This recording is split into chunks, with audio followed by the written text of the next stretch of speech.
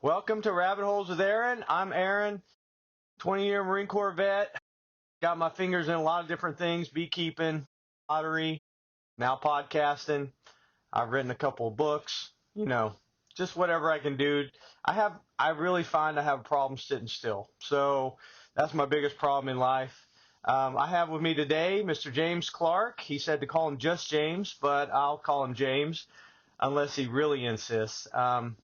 Introduce yourself, Mr. Clark. What do you got? So at the end of the day, I'm just James. Of course, most people know I'm the mayor here in Justin, Texas, and 11-year veteran in the United States Army. So, I believe in community and coming together and working together. And so everything I've done throughout my life has really been just being part of a bigger thing than me. That's why it's just James. Just James. Okay. Well, we talked beforehand about what rabbit holes we want to explore, and interestingly enough, he asked me a question. He asked me what got me to go down these rabbit holes, and it's not really a long and boring story. It's kind of quick. I noticed that I was having longer conversations with people in my friend group over the phone. When I say longer, I mean 2 to 3 hours. We just would talk about all kinds of topics, and it was so nourishing, I guess, for me and for the other person as well, as we just explored different things from science to health to mental health to jobs and helping homeless people, which is something we talked about before as well. But yeah, so I noticed how wonderful it is and how I was looking forward to this conversation and how time just flew by. And then my wife told me I had to find something else to do because she was going to be doing college online at home. And I bet, we were supposed to be on the road, and we will be on the road a little bit. And so I need to find something else to do. I won't have my pottery close by. Bees will be dormant. And then, you know, then I started the podcast, and I started looking for guests, and I had a couple people that I talked to all the time, a couple of guys that were also veterans. I talked to them for a long times, 2 to 3 hours at a time, and, on road trips and stuff. And I asked them if they'd be my guests, and they did. But then I found a lot of people wanted to be guests, including yourself, of course. And so here we are. This is, just published episode. I'll publish episode 6 tomorrow because I publish on Tuesdays. Just moving down the road, and all kinds of people want to be my guest, and it's a lot of fun. So So what there you episode is go. this? Go ahead. What episode is this, Aaron? I think this will be episode 7. 7. Interesting number, 7. There you go. Is that the rabbit hole you want to go down Interesting. now? Hey, you know what? There's a lot of rabbit holes to go down. It's funny. I'd forgotten that you were a long-term veteran in the Marine Corps. What did you do in the Marine Corps? Radio repair, ground radios, so electronic repair, and pretty much smart guy in the Marine Corps. He can fix anything, kind of thing. So I tell you something. My time in the military, I'd love to say that I was just hardcore go America, let me join the Brotherhood and join the military, but I'd actually moved out of my house when I was 15, and I had a lofted apartment, and it cost me, I know this is back in the 1900s, but it cost me, I think it was $191 a month. It was my okay, rent for this little one bedroom apartment. When I turned almost 16, well, leading up to that, I had friends in school. They were already in the Army National Guard, and they had invited me to come out, knowing that you can do whatever I want. When you're 15 and you don't have anyone telling you what to do, you can do whatever you want. I yeah, worked a lot, but anyways, I started going to guard drills at 15 years old, and I went to 4 of them actually before I was 16. And we went out, and this is self-propelled 8-inch howitzer. These okay, bad boys are just, at 15 years old, just feeling that concussion, go over you whenever they fire those things. I remember the first time I did a fire for effect. We'll talk about that a little later, maybe. But a fire for effect is I'm on the mic and I'm counting down and I'm saying fire, and 8-inch howitzers simultaneously shot lead down range. yeah, I remember, my coffee falling in my lap because of the concussion and everything else. yeah, And I was pretty much kind of hooked at that point. But then at 5 o'clock, or excuse me, 1,700 hours, if you would. They shut everything down. We're at Fort Chaffee, Arkansas. They shut everything down, and all these really old guys in this unit brought out cases of beer and set little campfires, and we spent the rest of the evening on Saturday night, drinking and listening to war stories, if you would. Wow. In hindsight, I think those really old men were probably 28 to 35, you know. Yeah. But the Army National Guard at the time paid 201 a month for a weekend drill. So math really well in my head. Is like, look, I get to drink beer with old men around a campfire after shooting really big guns. Usha, and I was in. So I got a waiver. I'm in the state of Arkansas. I was living there at the time. Got a waiver and joined the military at 16 years old. I had to go back to my Yeah. parents and bring the recruiter with me to convince my parents to sign for me because I was still too young, even though I was emancipated to sign. They signed, and boom, I was in the military. Yeah. How's that for a rabbit hole for you? I bet you got a lot of rabbit holes explored on those evenings by the campfire too. Some of the most insightful, really old 25-year-olds, that can be around the fire. Really, I look back, I don't have contact with most of those people. I think I got contact with one person still, but I really don't know how old they were.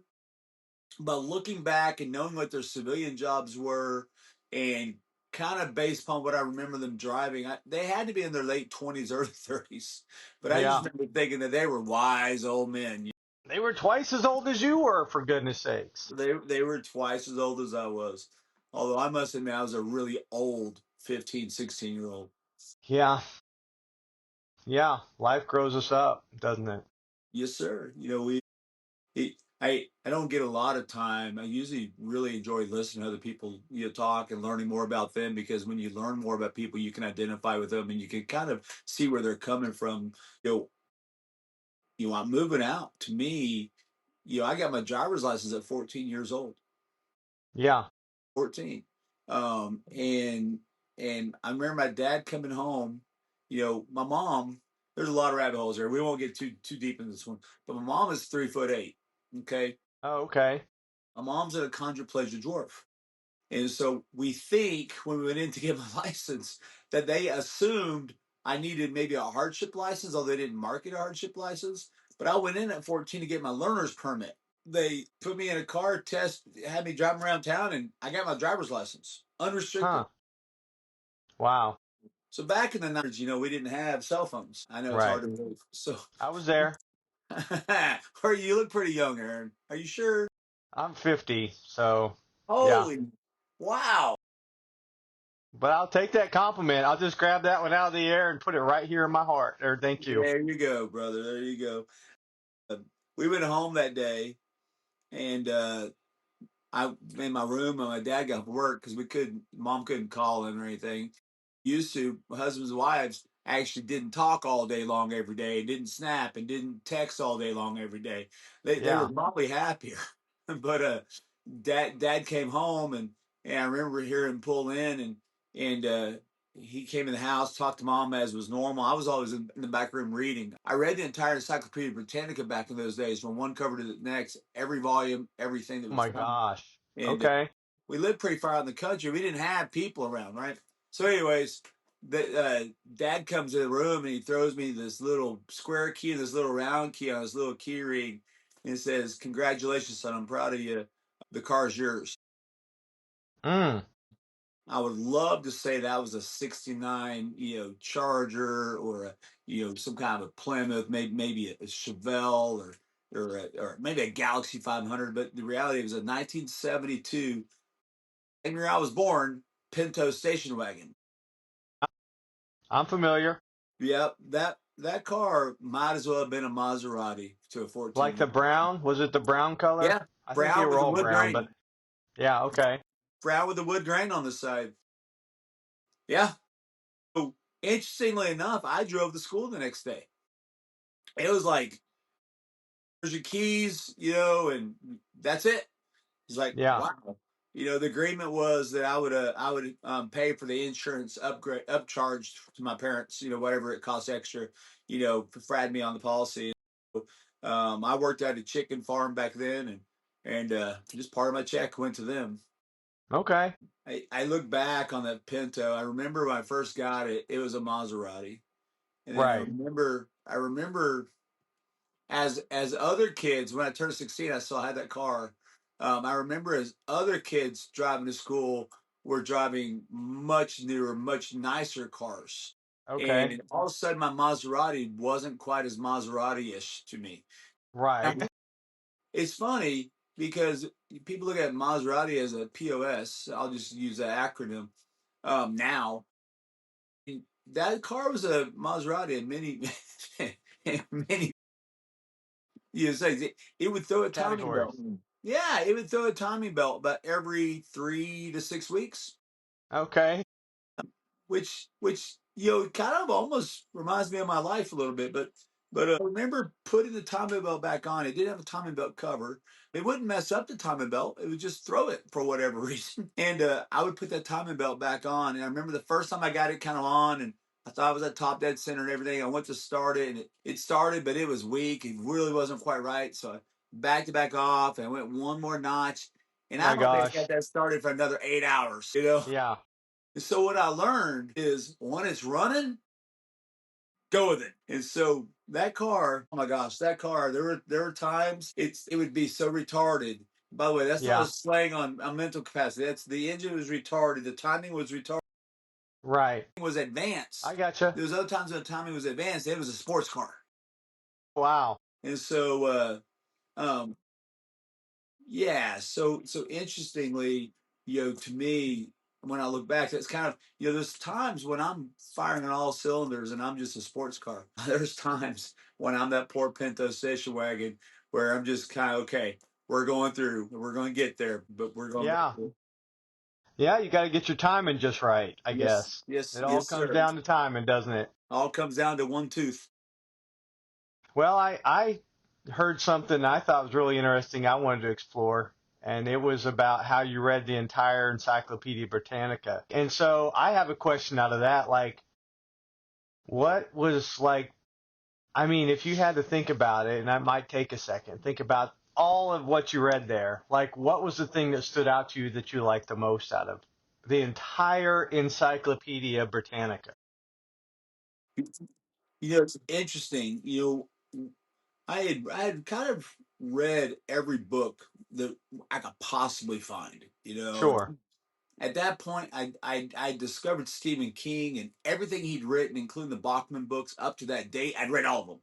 You know, Read all of them as well. Yeah, okay. and so my mom, and we didn't have two dimes to rub together half the time, but we were living in a family house um, that well, on 1,000 acres, by the way, but that had a library, and all the books were like dictionaries and stuff. So Yeah. my dad had bought the Funk and Wagnall. I don't know if you remember the Funk and Wagnall It's ringing a encyclopedias, bell somewhere, but yeah. but he only got through 7 of them before he canceled the Funk and Wagnall subscription. So we had like from A to like C or something, or A to D, or it wasn't even. Anyways, long story short, so so I remember picking up the entire encyclopedia, 1978 or 1980 version of the entire encyclopedia. And the first thing I did is I went to the world books. So every year, Encyclopedia Britannica would release an annual book, which updated stuff that happened that year. It was like an add-on, right? Oh, And okay. so I read those first, but I found it pretty interesting. I thirsted for just reading, and I didn't really much care what I was reading. But I remember, going through C batteries, on my flashlight because my mom didn't like me reading at night because I wouldn't sleep. I still don't sleep today because I would read all night long. And you asked what I found the most intriguing. I just found just there are so many worlds you go through when you're reading something like that. Yeah. If you go back and you start looking at historical characters and you start reading about their life and their upbringing and those things, every one of them was new to me. It's almost like Yeah. asking. I've been to 40 something countries. It's like, which is your favorite country? Well, all of them. I mean, Texas Yeah. probably is my favorite country, but as we get beyond that, so same thing with the encyclopedia. I just thirsted for words to digest. Yeah. It was an interesting time, but yeah, I got through them all. Got through all those world books. I think I read the Webster's Family Dictionary as well back then. Yeah. Needless to say, I was a nerd. Well, that makes me think of something that happened to me recently, and I appreciate you sharing a little bit more of your story. It's so fascinating. But we were stuck in Abilene because our truck broke down, and we were towing a fifth wheel, and we were doing our Couch to 5K program, so we were running and walking in the morning, kind of to slowly get us used to running. And we were right by, I think it was Dyess Air Force Base in Abilene. And they have this long row of airplanes and jets and everything. I mean, all eras, like pre-World War II to all the way to, you know, pretty close to modern day. And I looked at them, and we were running along them and sometimes walking, and I'd say, oh, wow, I just realized I know that each aircraft and what era they served in. Wow. And Jill's like, how do you know that? I was like, well, that's a good question. You know what? When I was a kid, I loved reading books about airplanes. I mean, jets and military equipment. And so I would just, it's funny. I didn't read it like it sounds like you read Encyclopedia Britannica to learn. I was just like, oh, what kind of airplane is this? When did it fly? And flipping through the pages and loving the pictures. And all of a sudden, as a 50-year-old adult, I have access to all that stuff. And I was like, that's Vietnam era. That's Korean. This is World War II. This one, well, based on what it looks like, I think it was between Korea and Vietnam. And it's like, where is this coming from? But it was from reading and looking and interest as a child. And so I can imagine you've got a wealth of knowledge, like accessible to you from that time period. Unfortunately, my processor is a 1970s model. My hard drive, quite expensive. Oh, yeah, yeah, yeah, yeah. Yeah, my ability to retrieve some of that information takes a minute. Well, and that's the way it was with the airplanes. So we were walking out there, we drove by them a few times, we were running by them, and all of a sudden the information uploaded. And I was like, huh, well, well, it's not really that useful, I guess. It was more of a party trick at that point, like talking to Jill about it. She didn't know which one was which or what it was for. And I was just like, well, oh, yeah, that's a bomber. And this over here, oh, this is a super fortress from World War II, and I had a model of that my family gave me, and I put it together, and so it's just like a walk through history. Sometimes you're right. Sometimes it works and it's instant retrieval, and you don't even know where it's coming from. And other times it's like loading dot dot dot. Like, okay, well, I'll come back tomorrow. Maybe it'll be done. Middle of the night. Here's the information you requested. But yeah, Aviation is an interesting rabbit hole to even bring up. I mean, I don't know if you know my passion for aviation. I don't know. I do not. Tell me.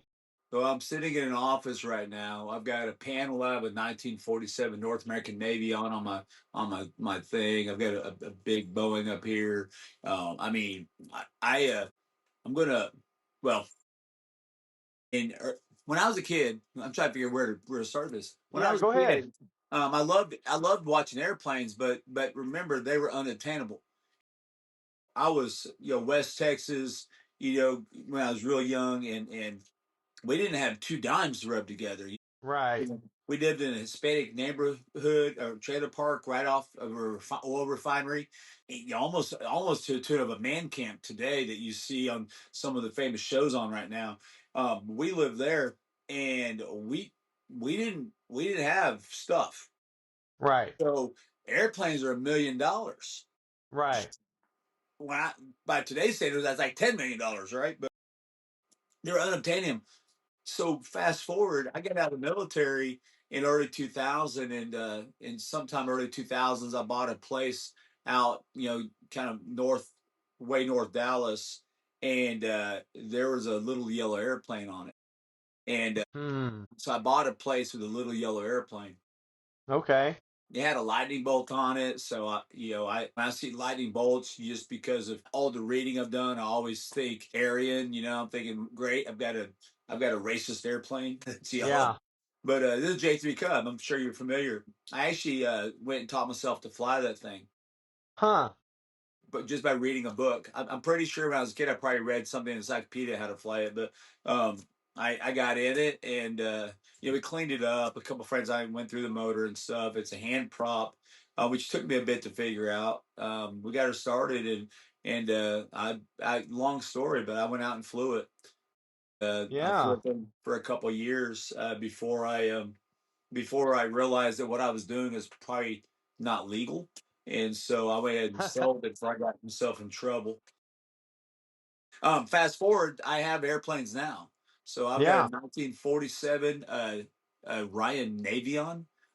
The Navion is that I bought in 40. It's a 47 model, but it's right after North American sold to this company called Ryan. So my fuselage is built the same structure and the same wing type as a P-51. The tail section is the same, pretty much as a P-51. It's a Okay. Korean warbird, but it was less of a fighting plane and more of a hauling dignitaries around plane. Okay. And it's made to land backcountry. It's got big, pretty decent wheels on this that tuck up into it, but it's got a launcher on the side of it for flares, so you can sweep down and drop flares on a field back a couple times to create your own lit runway. Wow. Yeah, it's kind of cool. But I actually got that plane sold at this point. But I so now I look at airplanes, and the newest stuff is still made out of unobtainium. But the entry point into air aviation isn't Right. unattainable anymore. I mean, you can pick up a plane. It may not be you're not getting a jet, but you can get a dependable flyer for $30,000. Yeah. I think it steps up from there as you add features and get further along. My dream right now, I'm in the process of hopefully buying a newer house in town, and it's got a bit of shop on it, and Okay. I'm going to get a backcountry Cub, out back flying airplane kit, and I'm going to build it in my garage. So, Yeah. Well, there's more rabbit holes everywhere we go here, and I appreciate you sharing that as well. But I thought about how our generation's different, and you said something about, well, I got this plane. I didn't know the first thing about it, but I read the manual and I read some stuff, and all of a sudden I got it flying. And isn't that so crazy? But it doesn't sound crazy to me, and it doesn't sound crazy to you. It's just what you do, right? But when I got into bees, for instance, like I went and got 3 books from the library, all of a sudden I'm asking questions of my mentor that he doesn't know the answer to. I'm like, well, the library book said this and this, and you're telling me this and that, and nothing against him. I love the guy. He helped me out so much. But at the same time, like library books gave me information that's just out there for free. I mean, you got to get a library card, perhaps. You can get a book and you can read about it, and and I want to say I didn't even have to really read it too hard. I was just like, there's lots of pictures, and I read the insets, and if I saw something interesting, I read the page and kind of scanned everything, and I still had more information than a lot of the beekeepers that I talked to. So it's like, uh, guys, you can read library books. And a lot of this podcast is formed on the idea of introducing the books that we're reading, yeah. like, I don't get paid by any of these books, but they just changed my life and the way I see things. For instance, when you were talking about when you listen to people and you start to understand them and you hear their stories, and that's like a chief tactic in the book Never Split the Difference when it talks about negotiations. Like if you listen to them and hear where they're coming from and what's going on for them, then all of a sudden you're on the same side of the table. All of a sudden you're helping them and they're helping you, and everybody wins. And you don't split the difference, like, well, I'm going to have to come down half if I want them to come to the table with me. No, you both are on the same. As you listen and empathize, it draws people onto the same side, and we're on the same side because we're listening and talking to each other. So Yeah.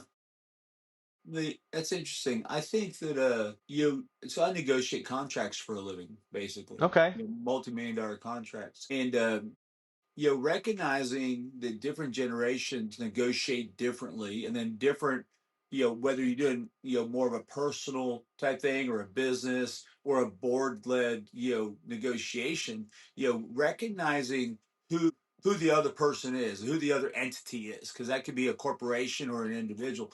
I think recognizing that, helps you tremendously on the front end. But really today, because I think people are just deplorable negotiators, so they always heavily weight their side, so they're giving up stuff that doesn't amount to anything. I mean, let's face it, when you put something on Facebook Marketplace, which I love that daggum thing, if I want $100 for something, I'm probably going to ask 250.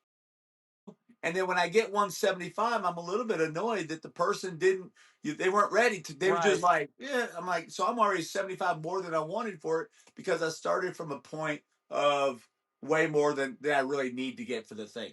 Right. And, and to me, it's almost the art of the deal. Great book. I think I think people, because they can't negotiate, end up doing exactly what I do, and really asking for way more than they need. Now the opposite is my wife. If she puts it's $200, well, that's what she freaking wants for it. You know, and Right. she gets annoyed, if when people are offering her less. I said, Right. well, you don't ask what you want. You figure out what you want, and you ask more, and you work back towards that. Which is that really negotiating, or is that, what is that? It's interesting. So you end up walking away with more. In fact, people get to my house, pick something up that they paid me $75 more than I asked for, and when there's 20 or $10 short, I'm like, don't worry about it. Because Yeah. they feel like they've won and won. So I guess that's good. Well, and the real thing in any negotiation is the people. Mm-hmm. You might be, trying to buy the perfect coffee cup, like I try and make the perfect coffee cup with pottery, but you might be trying to buy the perfect coffee cup, but really you could get so much more than that if you get to know the person, because the whole world opens up. Their whole world opens up. Like, oh yeah, you said you're looking for a horse. Well, I have a buddy who's selling a quarter horse down the road. He just got to get rid of it. He doesn't have room for it anymore. And so you open up this whole world of possibilities to meet needs you didn't even realize you had, or maybe meet needs they didn't even realize they had. And all of a sudden you might be, friends with them. You might be doing life with them for the rest of your life. It's true. And so we think and we squabble over, and I'm not saying you're talking about squabbling, because that's not where you're coming from, but we squabble over a penny or a dime or a nickel or a couple more dollars, and you got a real life priceless human being across the table from you. And I like the aspect of how listening kind of solves a negotiation. Like, just listening to them. Like, what are you going to do with it? With this air conditioner, as an example. Yeah, well, it's getting kind of hot in my house, and, I had one window unit and it's not working, and, maybe something about air conditioners, and you're like, well, that's not going to work for you at all. You actually need this over in this window. And I know a guy that does it, and, we'll get you a special deal on it. And they're like, man, you solved 100 problems for me. Like, what's your name again? Where do you live? You know, what are you doing Friday? I wanted to go out and have a beer with somebody, and I want you to come along, meet my friends. You just never know what doors are going to open and how your life's going to change with another person. You know. That's that's true. A number of years ago, I got kind of pulled into a project where we were rebuilding a home for somebody. Yeah, this person, was living in what you and I might consider squalor. Some good citizens, good Samaritans came in before I got involved, and cleaned up this place, and gutted it. And the contractor came in, and probably less than good intentions, or maybe he had good intentions that went south. I like to believe he had good intentions, and really destroyed this thing and left this person homeless. Mind you, you and I, would have looked at it, he's living in squalor. Anything's better than this, homelessness is not better than this, and homelessness is part of that anything. Thanks for listening to our podcast. We'll be right back in a minute, but first I want to tell you about some new exclusive access on our Patreon. So if you join as a member to Patreon, you can get access to Give Us Rabbit Holes through an exclusive Discord chat room. Also, we're going to be airing exclusive for Patreon member only episodes, full episodes. Let's get back to the program.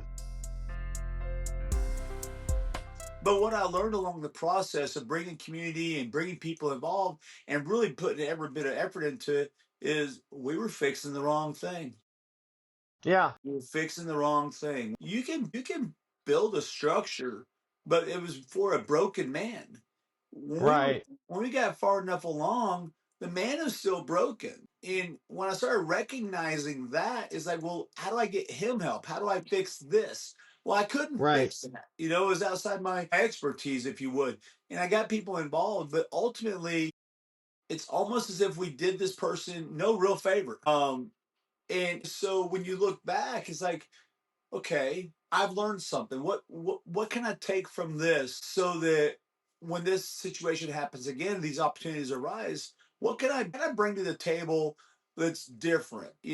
Right. Yes, they needed butter on their bread, but why didn't they have butter to begin with, and what led them to the situation where they didn't have the butter? Right. So it's difficult. Absolutely. And so you mentioned something about coffee cups. Incidentally, I think whatever episode this ultimately ends up being, I think every one of your interviewees or your rabbit hole diggers should probably get a cup with a number on it for their episode. I'm just saying. That's a good idea. But I mean, and I'm going to look right past the self-interest in that and like take that for action. It would be great. I mean, I see it now, number whatever. And I know you said 7, but the rabbit hole, with Aaron, with his signature on it. I totally can see that. And it would probably take up a place of honor on my shelf. But it's interesting to me, you talking about listening and you talking about, really taking in account what someone else is feeling, doing, trying to dig deeper, three-dimensional thought, I consider it. Everyone plays checkers, but people that play 3D chess make the impact because you're making decisions thinking far enough in advance. So when you have a lump of clay sitting on that wheel, you're are you listening to the clay, or are you in there trying to say, you know what? No, I've got a vision in my head. I'm making this happen. I'm curious your thought process. Okay. Well, there's times, for clarification, I don't have a wheel. I do everything with hand building techniques and skills. But yeah, sometimes I start off with like an idea in my mind of what I want to make. But most of the time, I have found it's more productive, and I'm not fighting with myself or fighting with the clay to see what the clay wants to be. And of course, that sounds kind of obtuse or maybe non-specific or vague, but really I start working with it, and really the clay obviously is not a person, doesn't have, identity. It's whatever I make it to be, but really it's almost listening to my subconscious to see what my hands want it to be or what my subconscious wants it to be. And what I find more often than not, it's like a completed piece of pottery is an expression of something that I wanted to express deep down in whatever form the coffee cup takes. And I noticed that with poetry because I've got a couple of books of poetry wrote, and I listen to the poem after I wrote it, and I'd be like, man, that hits deep. I like that. People are going to really be changed. But what I didn't realize is it was like messages in a bottle to myself. Like open the message, and it's like screaming torment. Why won't you listen to me? And I'm like, oh, that's a good poem. Let's put that in print and get it out there. And I would completely miss the message that my subconscious had for my conscious mind. Like, hey, slow down, listen. Hey, why don't you sit still and listen for just a little while? And out of that, just another lost art of listening thing, because I wrote that down from you talking about negotiations and thinking about, and it's not lost on us, right? We're here listening to each other, and there's a lot of people that are really good listeners. I think that the world is built on the acts of good listeners, but it's like a lost art anymore. We'd rather, like you said, put a price out there for negotiation and just aim high so we're not as let down when they don't want to negotiate. Yeah. And we're a little, but we still are, like you said, a little bit disappointed. Like, well, that went kind of fast. I was hoping to get a little bit more conversation out of that. You know, well, I'll Exactly. pay you twice your price. No, well, no, never mind. The deal's off. Well, what are you talking about? Well, I just wanted to talk to you about it. Yeah. Well, I don't want to do that. Well, okay. Well, I guess I'll settle for twice the price then. Pay up, but still, listening, wow, it's You so know, powerful. you got to reverse those roles for a second now. So now, if you think about what you just said and what we've kind of elaborated on a little bit, when you're the person actually making the offer, recognize that, you know, this is a dance, and this other Right. person may want to dance. Now, you should be able to tell very soon if they don't want to dance, like when they slap you. But other than that, sometimes engaging in the dance is giving them some value for their thing that they're looking Yeah. for. And then ultimately you end up, both walking away happy. So if you really Yeah. care about people and you recognize that as the other side, sometimes you need to prepare yourself to engage in the dance. And maybe the conversation along the lines leads you to other discoveries. If you go by, I just bought well, I made a deal on a propeller for one of my planes. It's in Odessa, Texas. And, but I didn't know that he had this propeller. We were talking about something else. We were talking about some fuel tanks I have that are leaking on a plane, and I'd reached out to him because he does some professional repairs. I was going to send them to him, and he's like, and he gratified me by saying, "Well, what do you think's wrong with them?" I said, "I really don't know. I bought the plane. They said the tanks were seeping. I don't know a lot about their history. I've had them for 4 years. It's about time that that I can financially afford to do something about it. Let's look at them." So we went FaceTime. I started talking about them. Turns out one of my tanks actually has already been repaired, and there's no real signs of leaking on it except for maybe a gasket. He saw that from the video, from live video.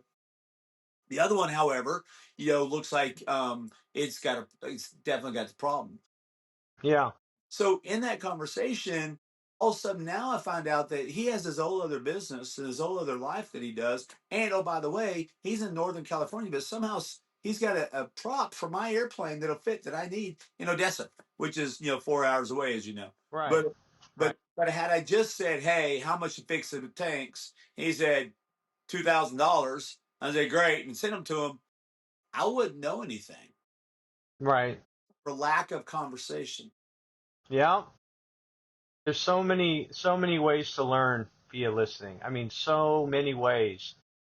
If you listen to people, it's almost to the point now it makes me want to put some stuff for sale just to talk to some new people. Let's see, what do I got around the house here that I can sell? And I'll set the price, and then they'll be like, "So you accept, $100?" And I'll be like, "Well, not yet. What are you using it for? And what do you need it for?" You could obviously Yeah. be an unscrupulous salesman and say, "Well, I can sell you this and this and this and this too, and I can find something to sell you." Or it could be about, where do you live? How long you live there? And that's what I've learned about people in Justin. I love it. In small town life in Justin. I've only lived here for a year now, a little bit more than a year, but people are like, "Yeah, where are you living at?" "Oh, over there off Sam Reynolds. Over there by this street?" "No, over here." "Oh, okay, yeah, I know where that is." So, are you living there forever, or are you moving, or where do you go get your groceries? And, it's like, okay, well, yeah, I'll dance with you a little bit. I love it, you know? It's funny. Sometimes I think people don't understand that you can communicate without meeting eye to eye and without saying a word.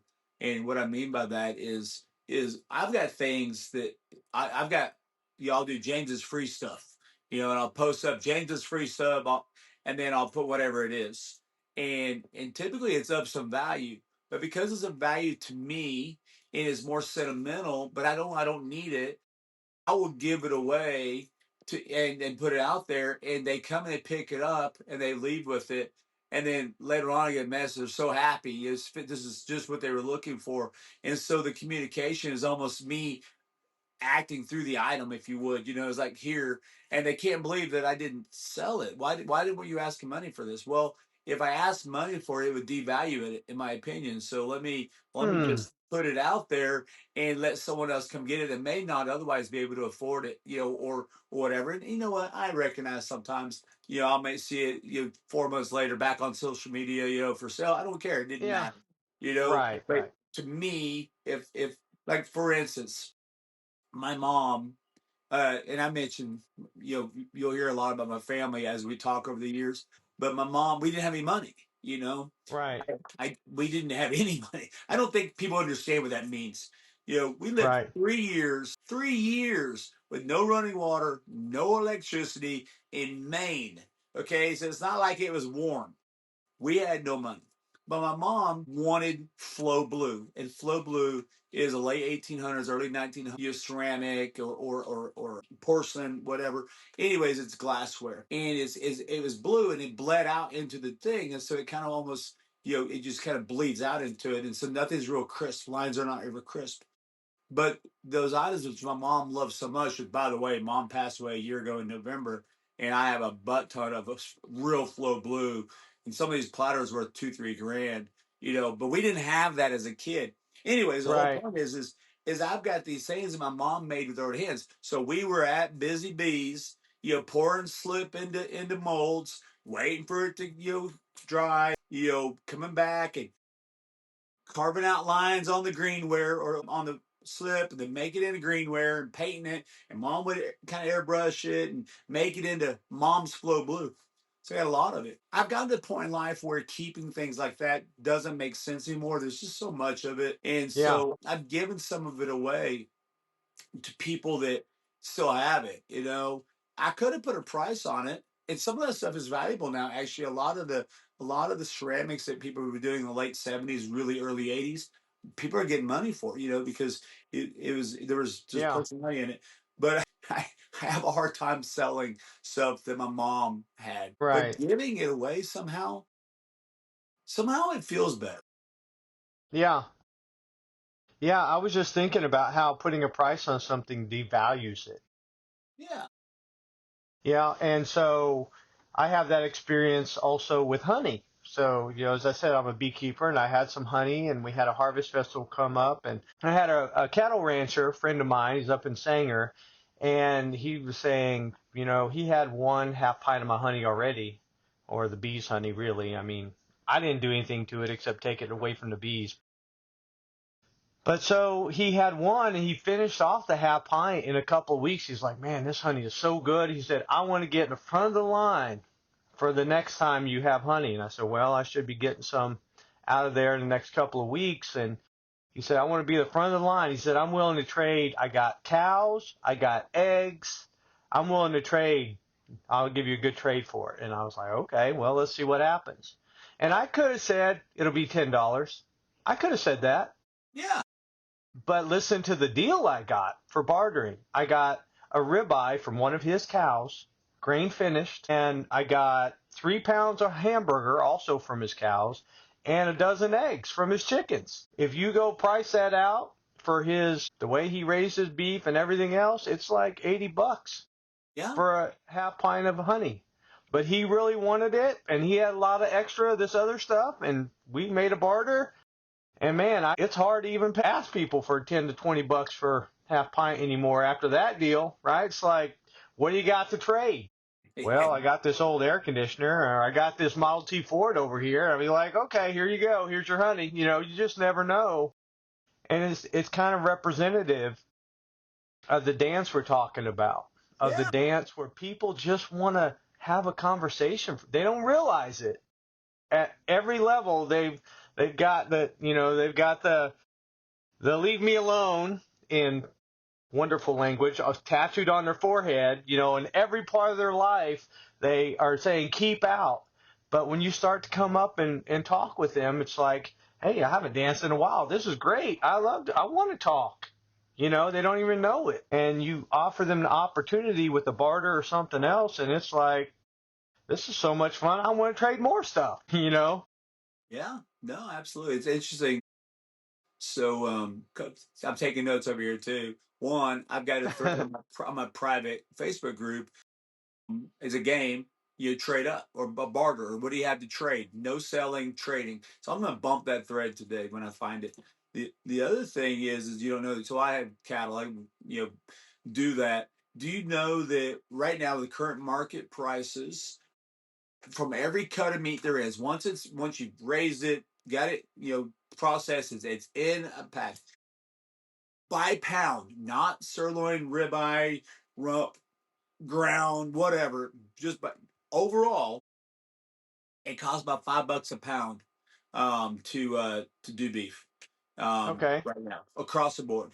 And so he basically gave you about $30 for your $10 honey. That, by the way, sounds to me like it is there is no price on the quality or what he's getting from that. But then he got the Right. conversation with you too. So and I'm thinking that coffee cup should have honey and honeycomb in it. I'm growing this thing Yeah. yeah, I'm Well, I'd growing this have to thing. have some honey first, but okay, I like the idea. It's yeah, I like the conversation, honey. So people don't know, but they will now. We go to Bible study together and break bread together, once a week. But I didn't know much about you, aside from he's got some good points in the morning. I like kind of listening to some of his questions or his statements because it gives you an idea on the inside, what's going on inside Aaron's brain. But when you became a buddy of mine on Facebook, you had gotten bees, and you just happened to gotten French bees. So in my head, I saw a bunch of little bees with white flags, that didn't really attack you. They were a little bit more docile, because of the French bees, and their honey tasted more like maple syrup, But that was in my head because I think French Okay. Canadian, bees at that point. But anyways, the bee path, I love it. First of all, there is even a TikTok thing that came out a while back, and we can talk TikTok if you want, but because I have a different view on that. But he had a girl going, "So your dad raises bees," and at the end is your dad raises bees, and Right. anyways, it became a positive thing. So I guess he's beekeeping age, and then I found myself going, "Man, I'm in my bees. I need bees." Yeah. Yeah. So why French bees?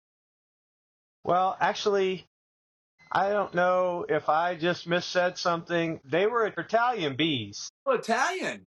Yeah, they're Italian bees. And Italian bees are sought after for the world over. They're gentle and they're pretty good producers. You know, you could talk cattle with me and I wouldn't know anything. I'm talking bees with you and, here you go. But actually, the first hive of bees I got was more marine bees than anything else. I mean, they were fire and forget. Like I got them, I put them in a box, and next thing I know, I need to add another box. And then I'm like, I wonder how to get honey out of here. And I got some of the honey, and it tasted great, and I sold it like that, quick. And then I got honey again from them 2 months later, and it was still amazing. Didn't want them fighting over it too much, but yeah. So they're Italian bees, and there are different. There's Russian bees, Italian bees. There's some that are distinctly there's Caucasian bees, I think, and so I've read into it a little bit, but There's Caucasian bees. yeah, So they are don't the look any different. I got your question before you asked it. They don't look any different. I mean, all bees look kind of like bees. I mean, they just don't. Each bee looks different from every other bee, even if they're all Italian. So, yeah, yeah. it's So I actually wore out the topic of bees last time, but I mean, I'm open to new questions. Go ahead. no worries. I'm not going to really get too deep into bees, but I do have one question. Sure. So my same place where my Aryan Brotherhood airplane was at, that same place where that J3 Cub with the lightning bolt on it, I had a wall that every year I would get bees in it. Mm. and and they would all end up dying in around my fireplace on the inside. I'd walk down one morning, there's just bees everywhere. And at the time, the cover of the newspaper said that there's a massive shortage in bees. And so I called the beekeeper and said, "Hey, you want my bees?" He goes, "Yeah, $2,500." I'm like, "Yeah, no, that's not what I'm Huh. doing here. You want my bees?" He goes, "No, we want $2,500. We'll come remove them for you." It's all right, no problem, thank you. And so I had them killed. I'm sorry, but the next year they came back, A moment and of the next silence for I'm the sure fallen there's bees. yeah, they kept coming back, and Right, and I had honey seeping out of my vents on my fireplace. When they were around, they would come and stay. Kept doing well. You've got a neighbor on Sam Reynolds that that actually they have implements in front of their place, and every year she reaches out to me to remind her who the beekeeper is that'll come get the bees because they keep coming back. And I thought because my wall probably had hormone or something in it that attracted them, but their situation, it doesn't matter what implement is out front. They just seem to right, like that spot. right. What do you think that's about? Okay, I love that question, actually. And it leads me to talk about the fact that me and Callan are going to be doing bee removals coming up. So if you hear of a swarm anywhere, then you give me a call or text or whatever. I'll pick it up for free. I won't be charging 20. I take free bees from anywhere. Yeah, so we'll come get bees out of anywhere for free. I mean, after all, a hive of bees, especially a fully functioning one, is like worth $250. So it's like I'll come pick up $250 Yeah. from your wall or whatever. Now, it gets a little bit more cost intensive if it's like in the roof of your house and you're going to have to take apart your house and put it back together. And I think that's where some of the exorbitant prices come from. But like if it's just a swarm that flies by to a normal place, then yeah, we'll just come scoop it up, put it in a box, and get a free hive of bees, and you get them out of your hair. So that's something we offer in the Justin area. But the why they do that, the fact that they do that regularly in these same locations tells me there's functioning hives close by that someone's not really monitoring very well. Maybe they're in a tree trunk, 25 feet up, and nobody even knows they're there. But they're outgrowing their space and they're sending out a swarm, and that's their manual kind of way of reproduction. So they send out a virgin queen, they send out, who knows, 5 to 10,000 bees, and they go looking for a new place to live. And your fireplace must look really great. They love heat, and so they love summertime. They're really active. Heat energizes them like almost like they're solar powered. So until it gets too hot in your fireplace. Other than that, like they're looking for a certain liter size or cubic feet size to build their hive in, but it's really mission number one is surviving the winter. So getting in a place, getting set up, getting beeswax set up and made, and then getting honey flow in so that they can make it through their first winter. And so that's really what it's about. But if you keep seeing the same bees come back or bees come back to the same place, then it's just there's a hive close by that outgrows every year. So, That makes yeah. sense. That makes So sense. you can even track the bees down to where they're coming from. Not that you'd want to do that, but a person can and go for the original hive, or we can just keep getting free hives every year. Just like, oh, I got another swarm in my front yard. Okay, we'll come by and get it. We just put a sheet around it, cut off a branch, shake it into the box, and away we go. They've already got a queen, usually. They've already got everything they need to start. So, yeah. Does that That's answer cool. your question? Yeah, to a degree. I think you're right. It's possibly there's another hive and it's a proximity thing. In my case, it was always the same wall, and there was no signs, and all of a sudden there'd be a whole bunch of dead bees at my sliding glass door on the inside, and then I'd start Right, looking at the fireplace over there, and there. So I kind of figured it's hormones or something, but with them, it was a random.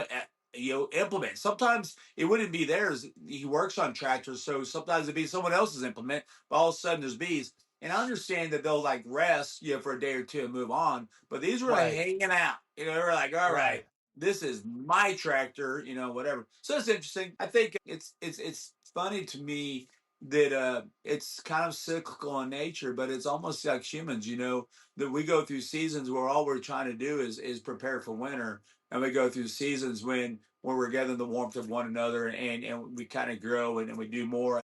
There's so much in Justin right now that I see I hear a buzz, if you would, and I see kind of a community coming together, and I see the Yeah, people that thrive on drama seem to be off eating honey somewhere because we're not hearing from them as much. And now we got more and more newbies in our hive, if you would. And so Right. it changes the tone of the buzz. And I love it. I don't want to change Justin. I want to preserve everything that we have. But I also want Right. to recognize that we've got newbies here, and what do they need? Yeah. You know? Yeah. Well, you successfully made it through the entire episode. Do you have any saved rounds or alibis or last thoughts or wrap ups before I wrap up? People are usually more cautious when asking me to speak freely. There's a reason I got a microphone, sitting here on my wall, because I talk. Okay. It's one Okay. of my curses or blessings, depending on what's going on that day. But I just say thank you. You're a brave soul for wanting to do this. I definitely wish you well. I will be back around for episode 60 or 70, since 7 is my number. Maybe 77, because I think you'll get Maybe there. 17. It may be 17. There's a lot of rabbit holes. It's funny when you don't focus on one thing, but rather everything is the focus, how many different directions you go. So good job. I think I it's a love great it. concept. Thank you for inviting me and having me. I'm honored to call you a friend, and I appreciate you, Yep. brother. Okay. Awesome. Thanks for the time, James. It was a treat to go down some rabbit holes with you and explore and learn new things. And hope you have a great day. You too.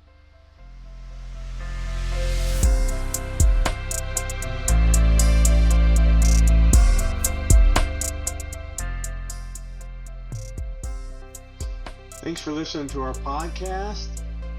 Tune in to Patreon and Facebook, and we're now on Red Note for more Rabbit Holes with Aaron.